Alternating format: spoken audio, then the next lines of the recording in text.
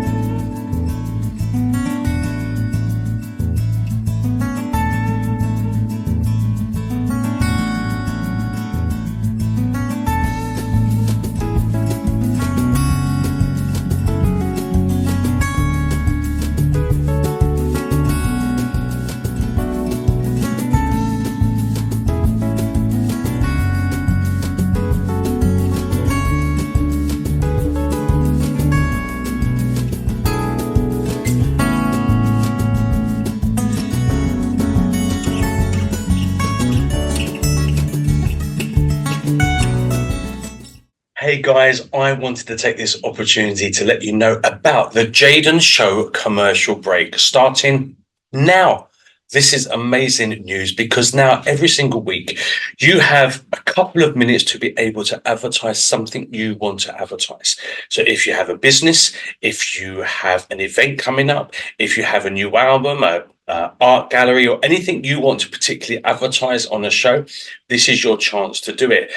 March and April 2024, the advertisements are free, so please let me know. Get in touch to me on jadencornelius@aol.com. It will be wonderful to hear from you. If you are a charity or a charitable organization or a non-profit and you are advertising something with regards to that, then always your advertising is free. So let me know. You will need to send me between a 1 and 2 minute video around that time, if possible, something that you want to advertise, and I will fit it into this spot. Get on. I'll see you soon. Take care. Bye. Okay, I can't keep you waiting any longer because I really want you to meet this week's special guest. He's amazing. You're going to love him. Please welcome the Jaden Show's super special guest, the amazing Jason Walker.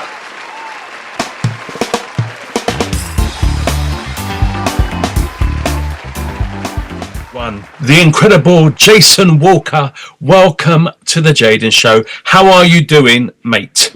I'm fine, brother. We finally got this show on the road. I know, we've been chatting for enough years, man. Enough years.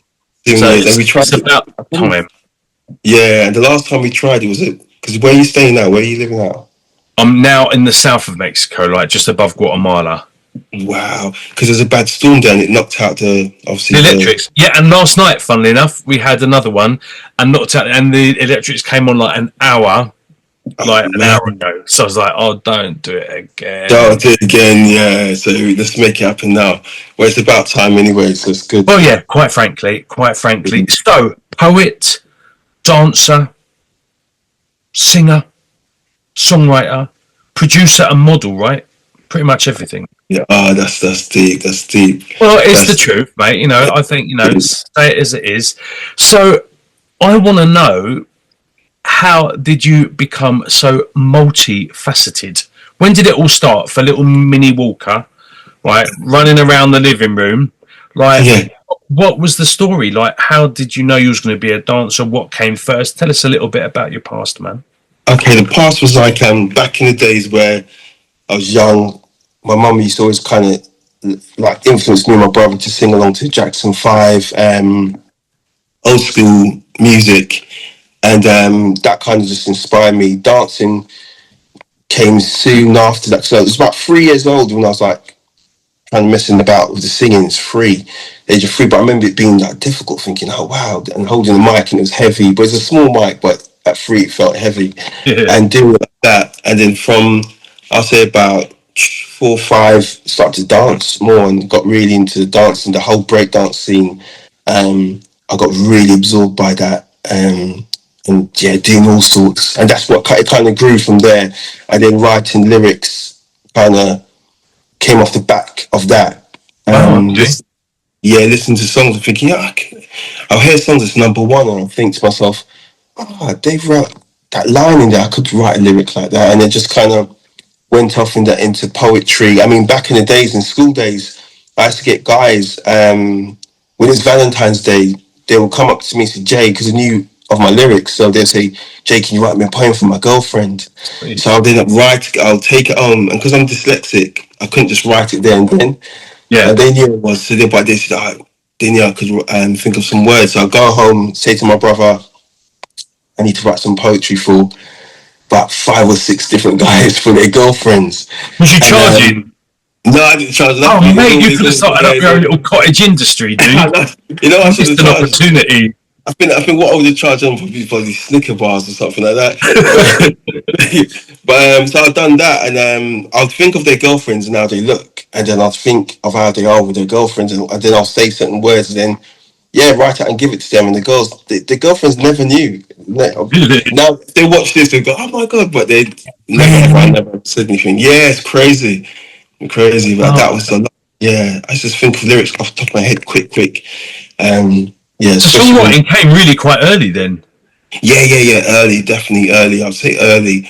Um, I'll say around 9, I was playing around with words, and then by the time I thought I knew I had it there, but I kind of put it to the back Mm. seat, and then from 14, 15 is when I thought, oh, you know what, I'm just gonna start writing, because I think writing is where it's more expressive, and I think if you've got something in your heart, your mind, you want to express it, and that's when I started getting deep on it. Um, Things like that. Yeah. And Remember what about your writing. brother? Was you kind of you saying like your mum was kind of like supporting you both to kind of get in? Was your brother doing anything at the same time, kind of Yeah, creatively, or was it just you yeah, were the one that picked it up and ran with it? yeah. What happened? We became a group at the time. So we said, I said, let's formulate a group. I remember trying to get certain guys together and formulate a group, but then me and him became a group, and just ran with that. And we was writing songs together actually, and we was rapping a lot. Back in the days, a lot of rapping and then singing, and then the singing just kind of took over. It was more like the melodic melody singing and this that really like we fell in love with that side more than the hip hop. But the hip hop is still there. I still love the hip hop and all of that. Definitely love it. But the melodic singing melody side is that what we really loved. So you kind of gone from like the Tupac to the Boys to Men kind of vibe. Yeah, exactly. Yeah, exactly. Sweet, nice transition, mate, and works really well on both Yeah. acts. So So, yeah. apart from Jackson 5, phenomenal kind of foundation to music. What music was going around you back in the day when in your youth? Yeah, so it was definitely Jackson 5, Michael Jackson. Later on, I really got absorbed by Prince. When I was 16, I thought, wow, that's when I listened to him as a lyricist. I thought Yeah, he's one of amazing. the greatest lyricists ever. Like, some people don't know that because you don't really read his lyrics, but when you read his lyrics, you really get taken back by what he's saying emotionally. He's connected emotionally to what he's writing, what he's feeling, and he inspired me a lot. James Brown, a lot of the old school artists. I love Sade. Oh my gosh.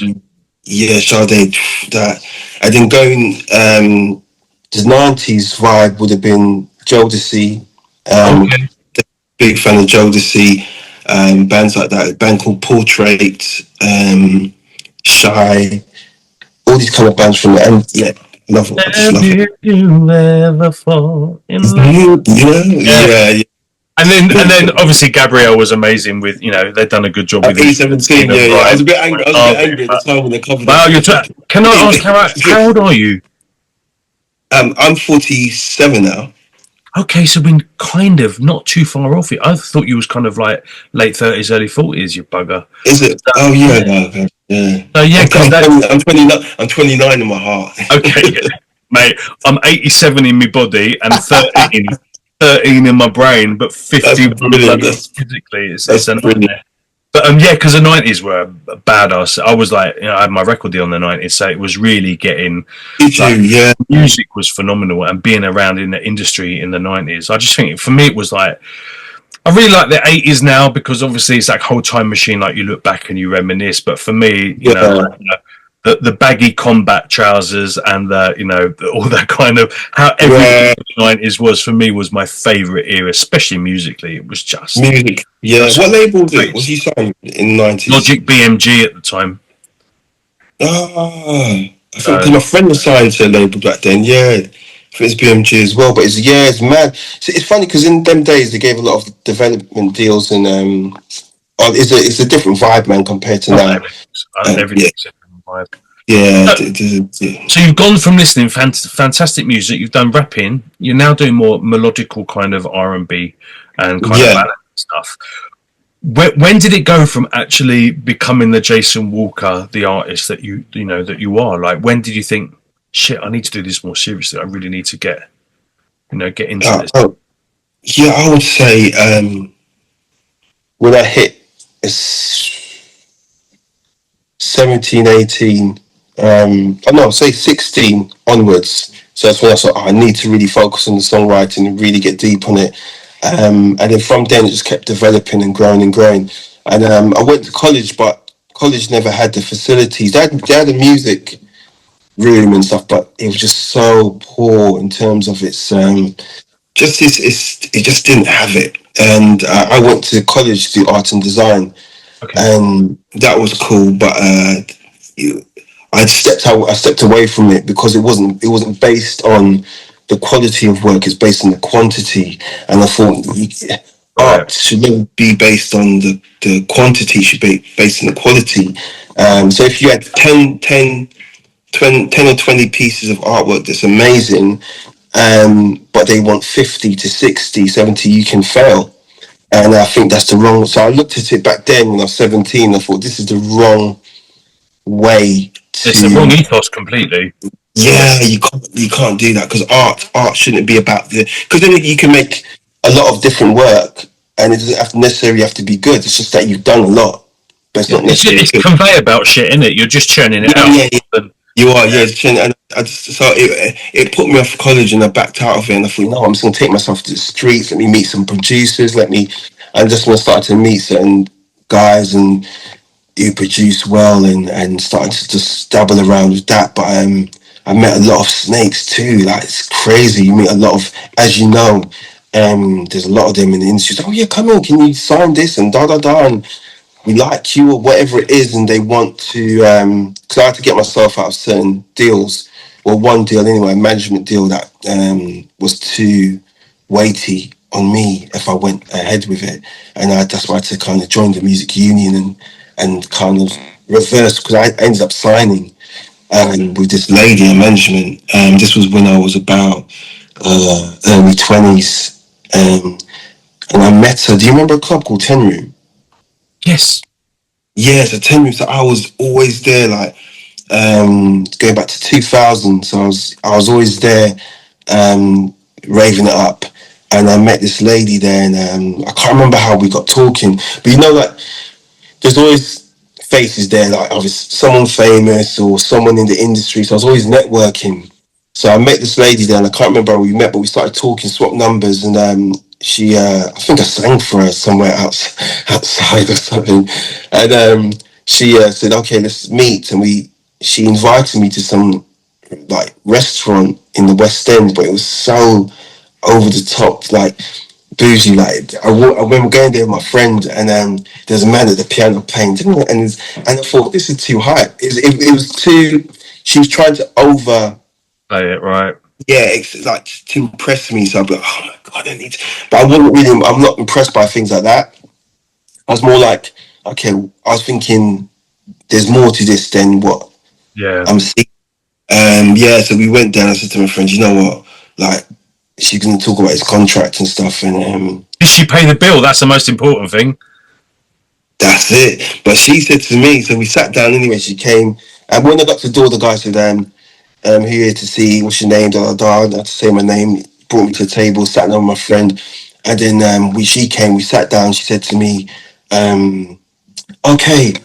She she liked what I was doing. Then she said, "I want you to perform in 10 Room and some other places."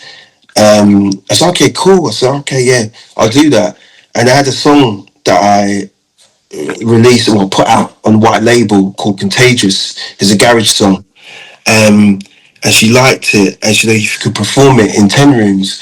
And that was she's performing on a Monday, and I think that day was a Friday. I met her, and I said, okay, yeah, I'll do it. And then she said to me, yeah, only way there's gonna be. She said, oh, all these labels, Virgin's gonna be there. This is family, but all these labels. She's throwing so much labels at me, and she said the only way you can perform there is if you sign this management contract with me. She took it out, and I was like, I thought, so I don't want. I didn't want to sign with her straight away. I wanted to just do the performance, and I really wanted to perform there. And I was young at the time. I was thinking, I don't know. I looked at my friends and said, "What do you think?"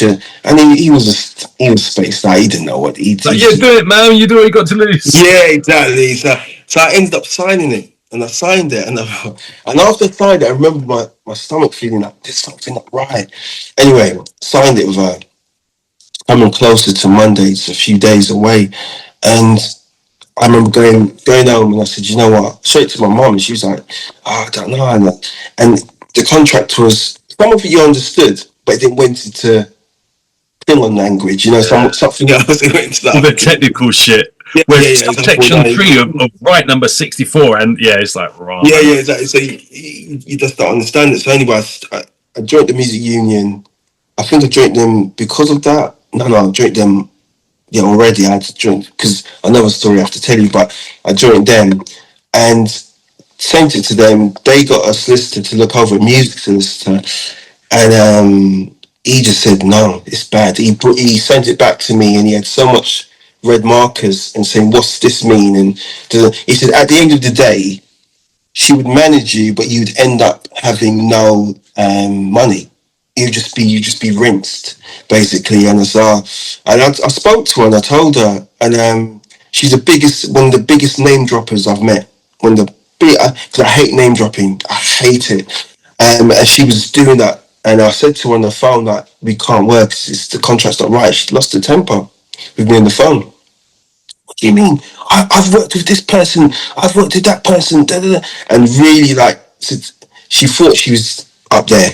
But you ain't And worth Jason Walker, darling. it's, and I said to myself, you know what? I said, no, it's finished. And I had to write certain words to get out of the contract, with that management contract. Like, it's weird. It's almost like a form of witchcraft. It's weird. Yeah, Like you say, I will, yeah, I can't, it's like the way this solicitor told me to write on a piece of paper and then give it to her, will not be bound or deemed. So yeah, these yeah, certain words, and yeah, and that was then ended. But prior to that, when I was going out clubbing a lot, I went to a club in central London. London, I forgot the name of it. It was in Jermyn Street, and it's very small. You might have been, you might have been. not the Velvet Room.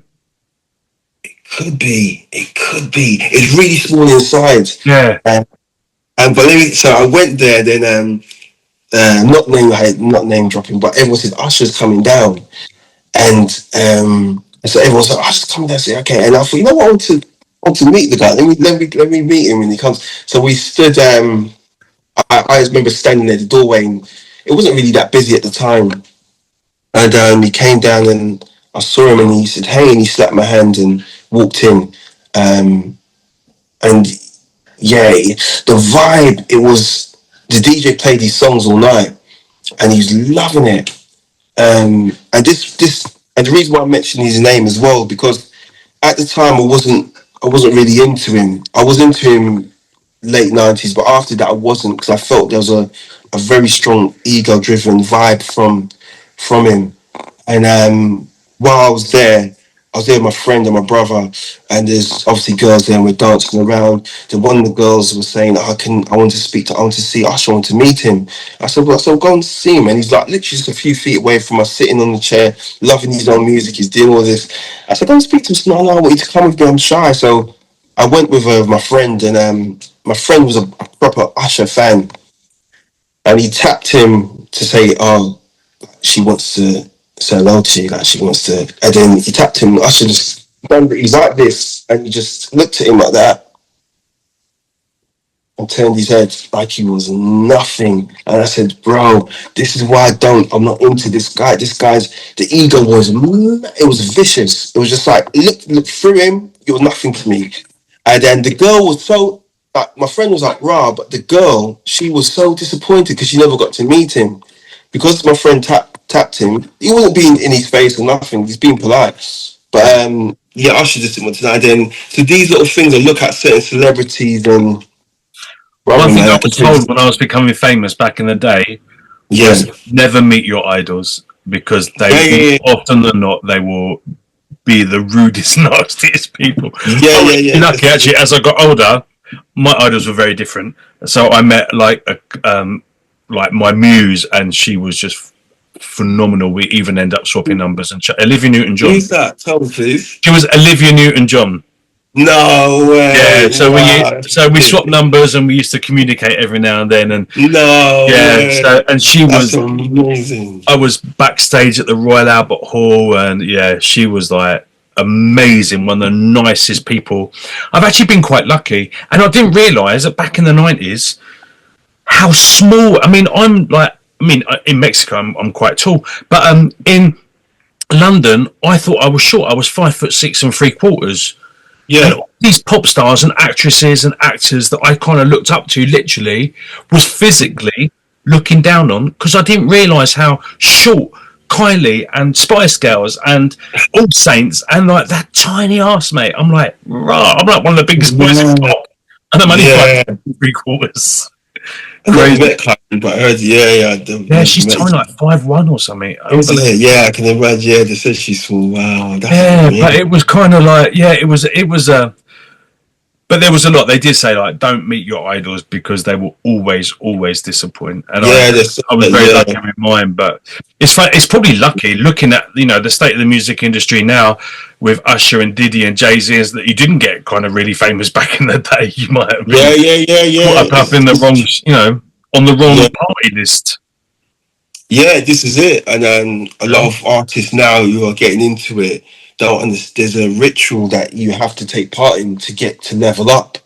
And if you don't level, if you don't take part in it, then you get left behind, or you don't get the promotion you're getting. Because at the end of the day, even if you bypass that thing, whatever you have to do to get there, Yeah, you've used their machinery, their everything. everything. Yeah, Yeah, you've used all their machinery to get to where you get into, and they then they own look you, at right? you. Yeah, yeah, exactly. And they think, what, you're not going to do this? You're not going to do that? Yeah. So there's all of that too. I remember going to, God, I could so much stories, but I remember going to, you remember Cafe Paris? Yes. Yes, you remember that. So I remember going back to 98. But I remember going, that's the first time I went inside there, but I remember going mainly like 99, 2000 onwards. And that remember the VIP section, and it's cut off. Yeah, I never got in there, but I remember. Oh yeah, so that VIP section, it was when you get in there, it's so small, and everyone, this was days when everyone's smoking, so you can smoke in there, and when you go home, your whole hair and clothes smell of Yeah, smoke, yeah. and yeah, a few celebs inside there and stuff like that, and I remember. Like there's another room, so you go to that, and there's another room that's closed off, and in that room it's it's a little small chair, glass table, but they had lines of coke on the So, table. But then, yeah, it's just like that. I remember one guy saying to me, do you want one? These are guys with business suits. And then, so do you want? I said, no, that's not my thing. And I just thinking to myself, wow, like, this is crazy. Like, Hey, they're living. And I remember this guy put a line in this girl's chest and he just snorted it up. And I just, but this so was normal. yeah, so many parties. Thing is, I was desperately shy, Yeah, desperately insecure, and don't know how I did what I did. Like it happened because it flew, like it flowed organically. So yeah. it happened before I'd had time to think about it. But I remember going to some events, and the after parties were literally just tables of cocaine. And I remember seeing a couple of mates that were Mm. doing this kind of gurning thing, like they're going like this. Yeah, I don't know what yeah, they were taking, maybe it was speed or something. But and I yeah, remember thinking, I'm single and I really want to fall in love and meet someone, and I yeah. can't meet anyone looking like this. So if I'm making that facial expression, I'm never going to get anyone, and I don't want anyone that does it. So I was kind of too shy and self That's conscious wicked, bro. That's ever bad. try it, mate. And I'm bloody grateful. Like I never, and it's funny as well. Like my write ups back in the day were phenomenal, and I was pretty. I'm way better singer now than I've ever been, and Oh, I really was good. pretty and skinny and blonde, and I could dance like a little white boy, and I was good I on. do your thing, show them, bro.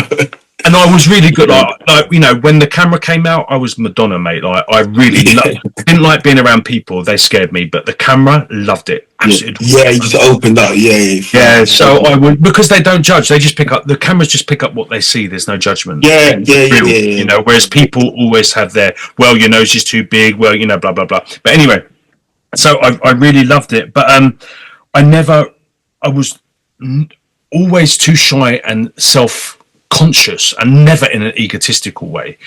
Like, Yeah, and if I'd, I'm a gay man, and if I'd yeah, given any part of my below the neck area yeah. to, I would have been a lot famous lot quicker, Oh, yeah, But because I was yeah, shy, I would never know whether someone liked me because they slept with me or because I was good enough. And to deal with that yeah, insecurity, I couldn't have done. So I never did. So I never got into the party drug scene, and I never once slept with any editors of, even though it was offered, any editors of, like, teenage magazines and stuff like that. And yeah. that's That's why, good, and I'm man. pretty sure that's why it never happened at the time, because I would No, choose. no, no. That's no, no. That's the truth. That's the truth. Because it just seems like it's just a thing to do. And sometimes people do favors for it and then don't get anywhere. You Of just get course, used. absolutely. You're just one of Yeah, the many, right? yeah, yeah. Exactly. Yeah, That's crazy. yeah. Yeah, absolutely But no, crazy. the good thing is now is the fact that, it's more difficult now, because now you're fighting. I remember one of the A&R guy. I think it was Mercury Records. I can't remember now, but basically said 200,000 people, monthly or yearly. That bit I can't remember. Apply for a record deal. So you'd go and sit in the AR's office, A&R guy's office, and you'll see Mm. stacks and stacks of demo tapes, as brightly coloured as you could possibly get yours to stand out, right? And they said over 220,000, I'm going to say a year, apply for a record deal, and less than 20 people a year get one. So that was the statistics, and so, Yeah, you know, whereas now everyone is famous in their own front room, and it's good yeah. because it gives you the opportunity and the flexibility to be your authentic self and to manage yourself and not to get involved with any arsehole managers. I've been there as well. No, and I think that's what's beautiful about this kind of modern era where you got this. Yeah, it's like you can create your own stage show within Yeah, your completely. own place. Like you don't need them as much as it was before. And even out of those 20 that they may have signed, how much out of the 20 did they shut Oh, what down the exactly. 12 lines? It's like it's all Probably these a politics. probably good. There was a big thing back in the 90s where people were being signed and shelved. Because if you were direct Yeah, competition to, I mean, we were lucky. It was two black girls, two white guys. No one was doing what we were doing, but racism okay. was still a big thing at the time. So people were like, you're really great. We were doing things that no unsigned groups were doing. Like we were on Capital Radio road shows. We were touring with people. Like we were doing really good stuff. But they Mm. said at the time, you're never going to get a front page of a magazine because it's equal black and white. You need another white girl in your group. And this Oh, was wow. the 90s, mate. And this is when Eternal were really big. Like Eternal, we were like a mixture of Take That and Eternal, and we were working with the same producers and stuff like that. But they just had to have like Louise in there to be like the token white girl. because Yeah. you couldn't have equal. And that was crazy. And we would like even Capital Radio, like, so what's it like being a mixed race band? And we're like, oh yeah, shit, we are. We never know it. We're just mates. Yeah, because you're just going with the flow. You're friends. You're not Yeah, looking we're at friends. it in any political way. So what band was you in? What was the It name was of it? called Beyond. Beyond. And it was we were working with like Joey Musafia and Fat and Funky, and they were doing a remix of our single, and it was really cool. Like it was really good, but like I said, then there was too much shit going on. There was too like the racism thing, the Yeah. usually me, and that would happen. Whereas now, like, I remember releasing my own single. Like I started doing classical and opera because no one looked like me that was doing, like, no one was pierced and tattooed doing classical music. So I started doing that when I was getting older, and I remember checking out, like, so I've only got like 183 hits on this particular video that I've made. And yet, so I was looking at other covers on YouTube, and there was this one guy who has nearly like 2 million hits. I was thinking, wow, I bet that boy can sing, mate. And I put it on. He couldn't carry a tune in a bucket, but it was fine, and he had a six-pack, and he was singing topless, and he got nearly 2 million hits. That's it. This is it. Like, This is wow, I'm doomed, mate. I'm never ever going to be with a six-pack again, and I don't know even if I wanted to be anymore. Yeah. So we can get our stuff out there to everyone, but now the listeners are just wanting someone dancing around to Little Mix with a semi in speedos on TikTok. Yeah. And we're gonna in a minute stand a man. Yeah, that's like, that's true. It's the truth, man. I don't want to do it anymore. So now I'm just kind of like getting my shit out there, but just being my authentic. I'm just doing what I want to do. Sod everyone else. Yeah. What's going on? We just sing Flyaway. So tell me a little bit how you started kind of, getting out your own music and stuff like that. Yeah. So Flyaway was produced by this. I love this guy. He's such a big part of my life. He's my brother. Luke Collins, and he's the one who produced the music years ago. And I remember going to his house, his flat, and he's always producing, messing about with beats and stuff like that. And I'm writing. I was writing a lot then, and I was writing to a lot of his stuff. And we was collaborating on production where I wasn't physically producing. I was just telling him what I wanted the beat to sound like, this, that, and the other. But with that Flyaway song in particular, he just produced it. It was done and dusted. And he's such a with Luke as a producer, he's he expresses his emotion. I said this to him years ago. He expresses his emotions, all his feelings, what he feels emotionally comes out in his music. When he's doing what he likes, if he's doing some kind of soulful or wherever it is, he puts his emotions into it, so I can hear it. So that Flyaway song, he done it the way he done it, and I said, has anyone got this? Have you given it to anyone? He said, no. I said, can I write to it? And he said, go for it. So I was so glad. I was like, oh my God, because I loved it when I first heard it. I fell in love with it straight away. I remember taking it home with me, and I remember listening to it, and I could hear the song, but I couldn't. So I could hear it, but not hear the actual the top words. I could hear what was going on, but so I thought I need time alone with it. So I remember saying to myself at the time, I remember I locked myself in the bedroom, and I said a prayer, and I prayed to God, and I said, God, I want to write the song with you. And that was my words. And then after that, everything just flowed out, and the chorus, and my concept of God then was different than my concept of God now. Yeah. So the way I viewed God then to the way I view God now is two different. Well, I think our spirituality evolves as we evolve, right? Yeah, it does. Because then I was like, it's a different. But at the same time, I realized I was allowing myself to almost submit to the energy, the frequency, what God is to say, allow this creative flow. Like I want you to be a part of it.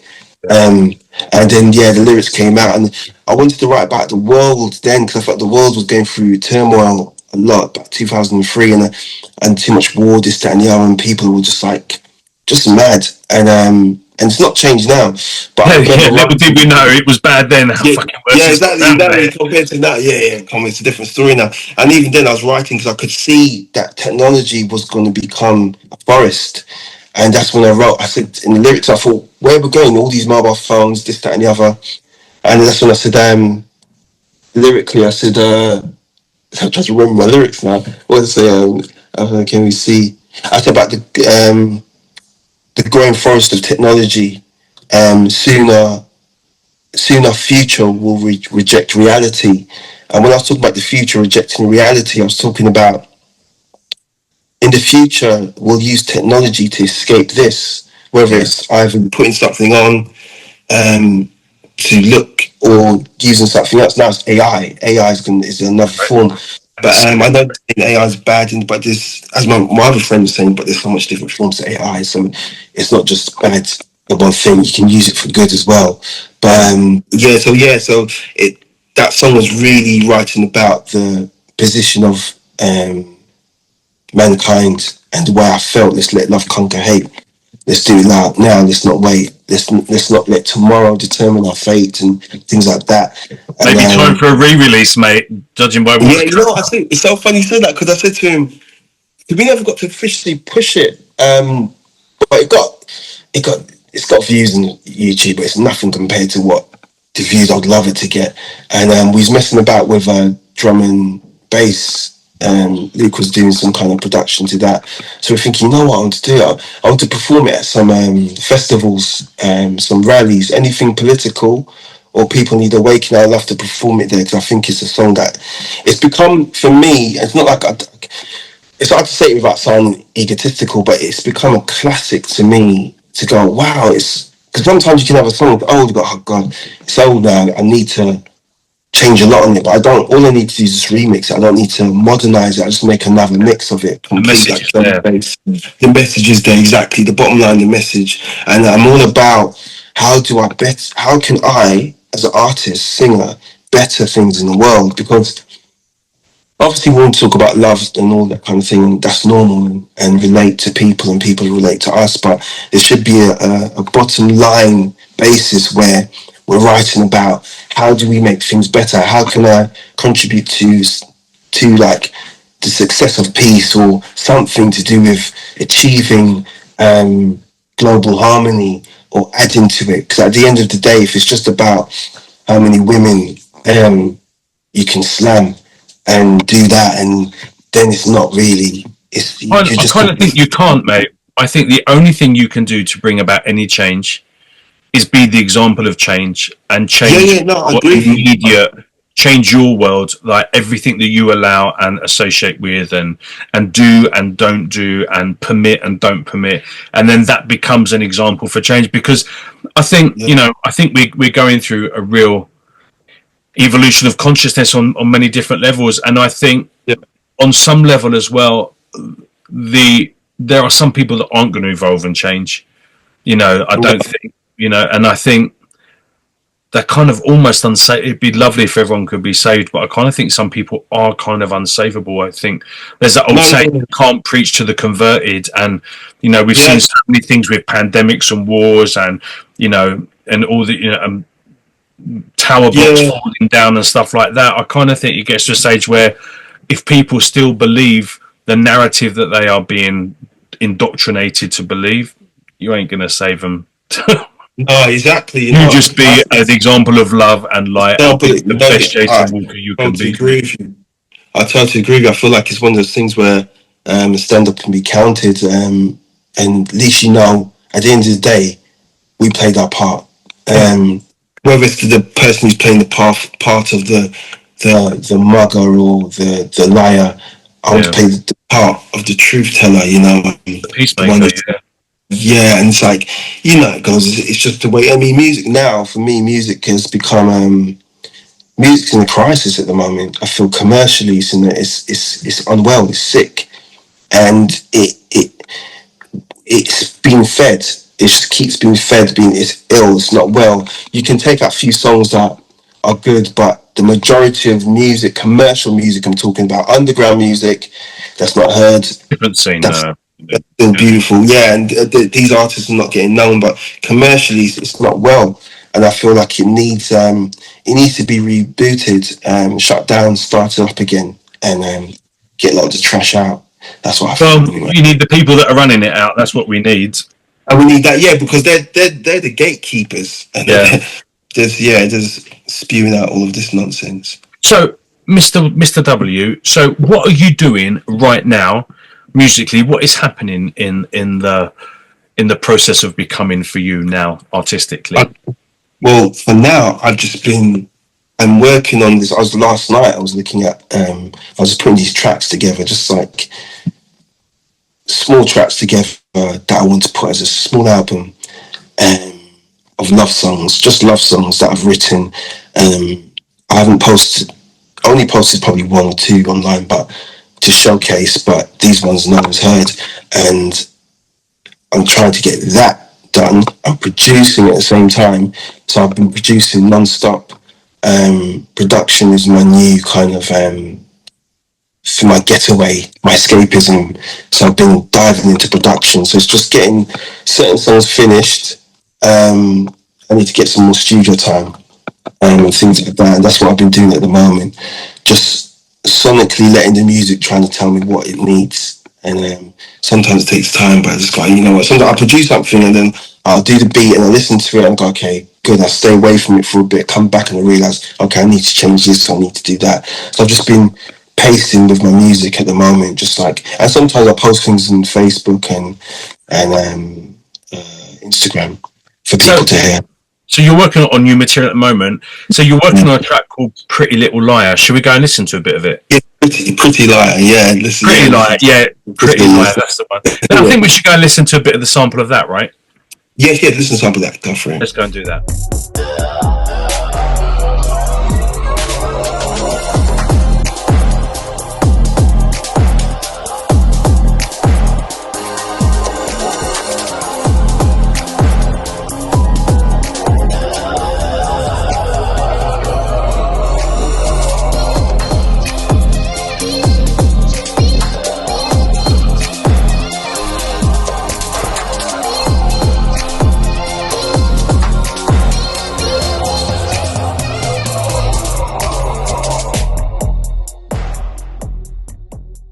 One super funky, man. Really loving that vibe. Very different to Flyaway, actually. What's the kind of process? You know, how is this new vibe coming out? Yeah, so basically that track, I I wasn't. I mean, I wanted to produce it years ago. Get someone else to produce it, and I decided to let me produce it. But I wanted it to capture the emotion of what I'm singing about. So it's about an ex many years ago, and it's about. Actually, I wrote the song back in '97, but I had the idea of the production in the back of my head, and the idea of the production has developed through time and Wow. space. And more But experiences, probably. yeah. More experience, yeah, exactly. But I've kept the melody of the song the same. So I wrote it when I was 19. And then I thought, you know what, I'm gonna. So the inspiration behind that, production wise, I would say be Timberland and Bjork. So I feel like the Nice. fusion of Timberland and Bjork, yeah, not directly with Bjork, but while producing, I thought, oh, you know what, I can hear because I listened to a few of her albums. I understand some of the way she drops her kicks and does weird things. And Crazy I mean, and phenomenal, mate, her stuff. yeah, she's just out there, and yeah. So that's the energy behind the track and stuff. I try to make it because I feel like with production, for me personally, when I'm producing, I feel like every music stem is like a DNA stem.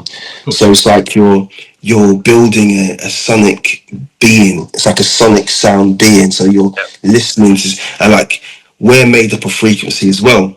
So it's like we're orchestra. If we were to play, if our bodies were to play the sound it has, it'd be an orchestra. So you look at things like that, like our kidneys. Mine might not be, dude, actually. Mine might be like an Icelandic folk band now, if I'm being really honest. But thank you. I would like to think it would be like a big band.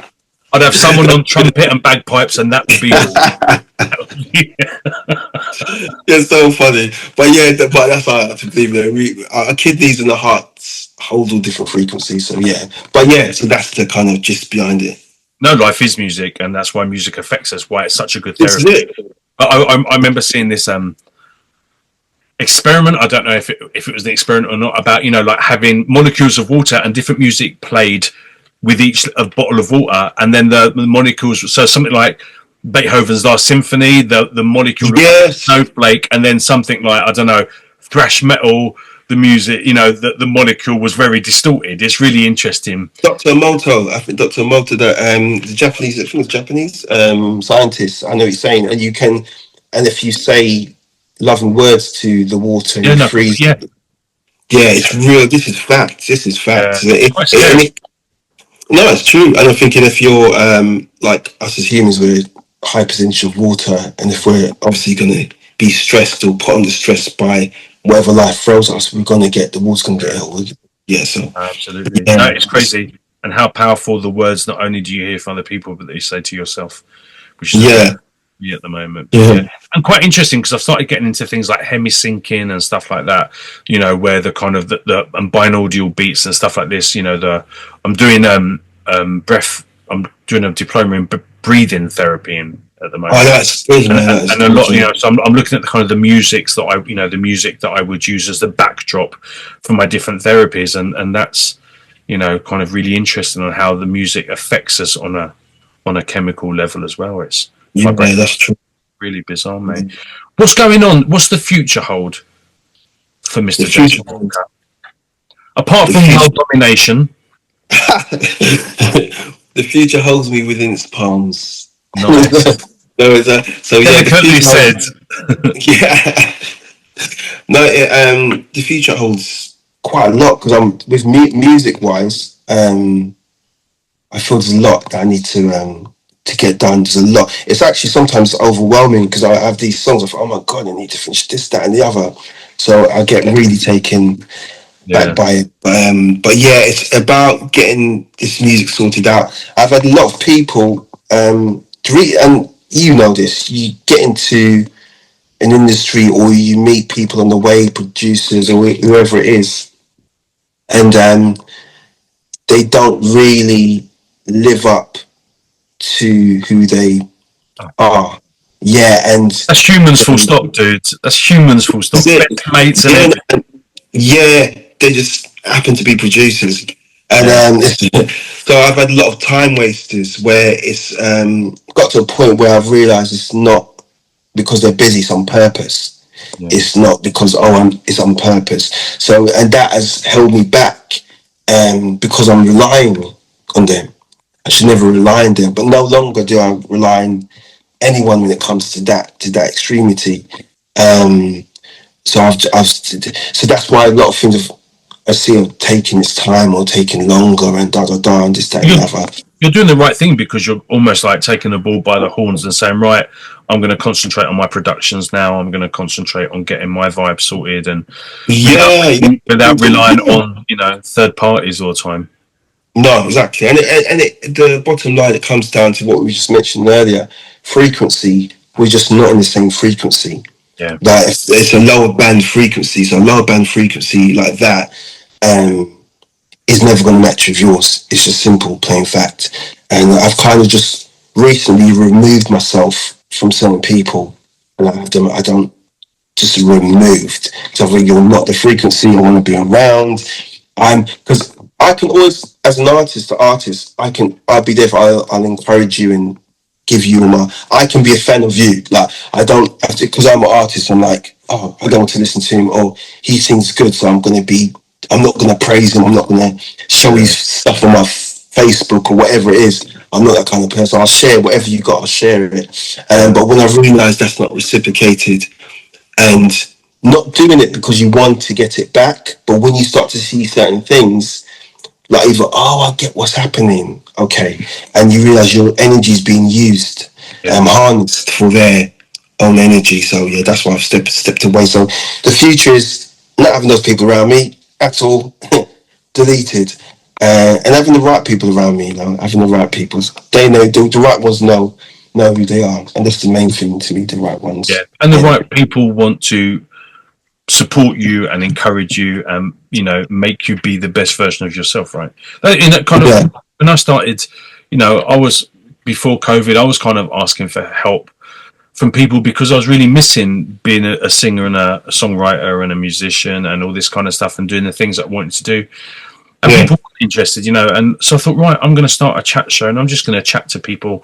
And you know what? I don't give a shit whether no one even wants to be in it. I'm going to just put the feelers out and I'm going to celebrate other people's creativity and success because, without any expectations, because for me, Yeah. expectations breed disappointments. So I'm just going to do it because I want to celebrate people's craft, people's passion, people's creativity. I think you're my 176th show or something, and I've just been I've been doing it for 4 years now, and I've met some of the most beautiful people.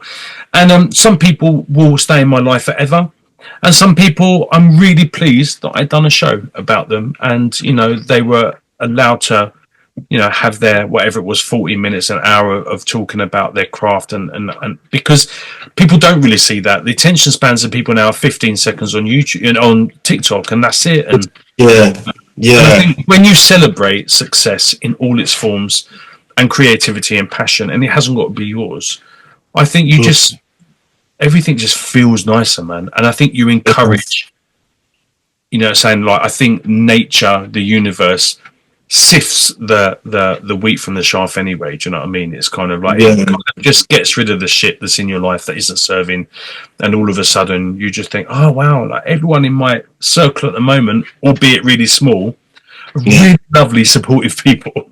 That's the best. That's all you need. That's circle. It takes you a long way, seriously. And I feel when you start doing you and just doing you and having all the trash away, the weeds weeded out. Yeah. And just doing you. That's how I see it. Yeah, I just awareness, mate. Awareness. Yeah, it's crazy. Man. I found it quite amusing as well back in the 90s. When you were becoming when I was becoming more successful, I had enough friends. The minute I decided I didn't want to drive anymore, I lost probably 3/4 of them because I wasn't a taxi. And the minute I left my record deal and started doing things on my own, I lost another 2/3 because people like it's really amazing to see like it's the whole process. I think of becoming is seeing seeing life a bit clearer, and not putting. Yeah, and that's what it's about. I feel doing things like that, and that exposes a lot of the people that he was around. That really exposes a lot of the people that they weren't there for the right purposes in the first place. So it's a lot healthier, so much healthier, mate. Yeah. So much healthier. And like now, like I said, you've got the ability. It's like Jason Walker Enterprises. You're producing, you're writing, you're singing, you're dancing. All you need to do is work out how to do video making, and you've got the whole bag, mate. Yeah, exactly. I think it's AI thing that's amazing. I like to dabble in that. This is my future plan. I want to kind of start doing. I want to be like a one-man show. I'm an ex-blonde. Like, this is die, mate. So being ex-blonde, a little bit stupid when it comes to things technical. Like it took me 30. Oh, mate, it's the truth. It took me 32 years to realise you don't turn your laptop off by letting the battery drain. There is actually an arrow that you can go and shut down. So I'm already starting from like -20. But I think the fact that I'm even doing the radio show now is a fucking miracle, to be fair. Brilliant. My last question for you, Mr. Walker, is, excluding the Jaden show, you don't have to mention it, I won't be offended, but what has been the highlight of your career so far? You know what? I would say, like, taking the bull by the horns, as they say, and with my production and going, you know what, I'm going to produce it. I'm not going to rely on Tom, Dick and Harry. Because Tom is with Dick and Dick is with Harry, so it's like it's all the two. So all doing their own thing, exactly. Do the whole thing. I let them do the whole thing, so I do me. So when I started to produce hands-on, I've realised those who pretend to be friends producer friends haven't even hollered me. The ones I worked with to say, Jay, let me hear what you're doing, or congratulations, no encouragement, but I was always encouraging to them, and for me that shows me a lot. That's been the highlight, to go, wow, I've kind of just let go and let be, and that's to not go, oh, I need to get this done, and calling this person, texting this person, it's all done. That's the highlight of just taking the ball by the horns and learning clarity, right? Yeah, that's it, clarity, that's all it is. But it's good. But I said and I'm going to do some more stuff with Luke because he's just amazing. one producer that we've been friends for the last sort of 20 odd years, over 20 odd years. So we're going to do some more stuff together in the future. I look forward to that because he's just, he's always been encouraging, always as a producer. And I never forget things like that. And he means a lot to me. Well, mate, it's from here onwards. You know, you're sorting your shit out. You're being your authentic self. So you've got everything in that bag to Yeah, do thank you. big, Appreciate mate. it. So you know, it's only going to go up from here onwards, right? That's it. Yeah, So that's it. I just want to That's ask you it. one more question. I didn't want to ask you one more question anyway. Was just about we're going to leave with a song called "Is This Love." Do you want to give us a quick synopsis about that before I say goodbye? Well, let's see. Yeah, so it's just like so. Basically, I was on the tube and it was very busy, and this girl, she's smiling at me. It's like she wanted to talk, but there was so much people between us that I couldn't speak to her. And it's just the way she gave me this look, and I thought, wow, that was so intense, and I never forgot about it. And then started writing a song that night. And then about 2 years later, I just developed, within the 2 years, I developed that song called It's Just Love. So I created a story out of a very short and small situation on the Yeah, tube. that's Yeah, wicked. and yes, again, That can be intense, mate. I'm a little bit on the autistic spectrum, so I kind mm. of feel things way deeper. So I can, like, you know, back in the day, could see someone in the supermarket and I'm in love within 3 seconds, and then I can't understand how that energy was there, that vibration was there, but nothing ever came of it. Because for me, I was already, I don't know, I was already there. Like I Who you felt doing that your energy at raps? that Yeah, minute. yeah, But yeah, I never yeah. understood that. But okay, so girlie, if you're listening and you was the one on that tube, the song I'm leaving the show with is about you. You can comment in the comment section Yeah. and I then just thought just it was a great storyline. I thought it'd be great for like a lovely, story. mate. So I always live in that kind of imagination in my mind. But yeah, Lovely. It's perfect. Jason Walker, not only do I thank you for your time today, but I also thank you for your talent, for your authenticity, and I thank you for just doing Jason Walker, quite frankly. oh, thank you, bro. No, I appreciate you, and I'm glad you're doing these shows and keep going. Like over 100 odd shows already, like, and I'm glad I'm part of it. And I'm Yeah, I'm sorry for glad. taking this It's long. taken bloody long enough. It's Bloody hell. taking too long. You asked me a long time ago, look here, jeez. But But I we're mean, good. like, But we got it, and we're in yeah, touch, mate. We're in yeah, touch. we're in touch. So when Definitely. your new EP comes out, let's get together. Let's do another little Jaden show and promote it. Yeah, I'm Yeah. there, 100%. Yeah, 100% there, Jason definitely. Walker, thank you so much. People at home, you've met him, you love him. Before you finished your cup of tea and your tuna mayonnaise sandwich, you need to be going and finding him on his social media platforms, which you've seen not only running across the bottom of the screen throughout this whole interview, but it's also on the title page of this particular episode as well. So go and find Jason, go and show him love and support. Go and tell that brother to bloody update his social media and to do shitloads more work. So he's always posting. I love you, bro, man. People at I love you, home, man. I'm relying on you to do this because fans like me, we need to see more content. Just saying. Jason, thank you so much, mate. You take care. We'll chat soon. Love, love, love, love, And you too, love. bro. See you later, buddy. See that? Bye, bye, bro. Bye. Aren't you pleased you hang around for today's show? I bet you are. I know I am. I hope you enjoyed today's show as much as I enjoyed making it. Jason, thank you so much, mate, for being part of my show. I'm so pleased that I eventually managed to get you on my show. People at home, you're bloody wonderful. Thank you so much for watching and allowing Jason and I to be in your living room or your office space or wherever your laptop or your mobile phone or your computer are. I'm really grateful for allowing me into your space today for the Jaden Show. I hope you've enjoyed it. Please share, please subscribe, please comment on the title page. Please tell everyone about it. It'll be really, really cool. I'm going to be back next week with another super special guest. I can't wait to introduce you to already. In the meantime, I am going to be leaving you with a new track from Jason. This is called Is This Love? This is Jason Walker. I will see you next week on The Jaden Show. Have a wonderful, wonderful week. Stay beautiful. Bye-bye.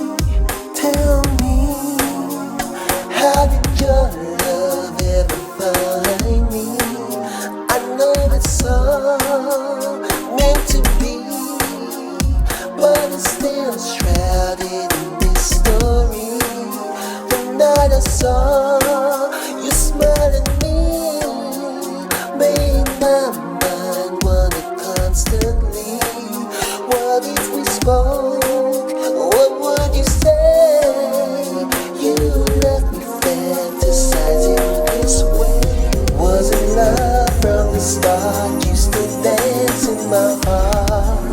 Oh, I'm so into you. Is this love? All those years apart, have I danced in your heart? Oh, I'm so into you. Is this love? Let's turn back the time till I'm yours in your mind. Oh, I'm so into you. Is this love? Is this love? Is this love? It's love. I wonder, will I see the very thought in your heart for me? I picture you, do you picture me? You're on my mind constantly. All I have of you is a memory. One like this frequently. Each time I do, it's like deja vu. I wish to go back and talk to you. Wasn't love from the start? You still dance in my heart. Oh, I'm so into you. Is this love? All those years apart, have I danced in your heart? Oh, I'm so into you. Is this love? Let's turn back the time till I'm yours in your mind.